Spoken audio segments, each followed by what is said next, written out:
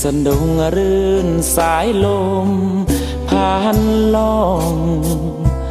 ทุ่งสีทองเอ็นพลิ้วลิ้วดังคลื่นนุนตะวันลับเลื่อนลงเลือฟ้า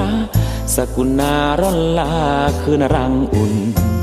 แหล่งเคยขุนยามสนธยา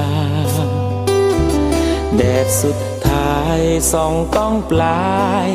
ริ้วรูให้แหนห่วงรวงนี้ที่ห่วงหนักหนารอเรียวนิ้วนิ่มจากนวลน้อง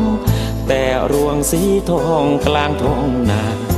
เจ้าเหนื่อยเมื่อยล้าแต่คราหน้าฝน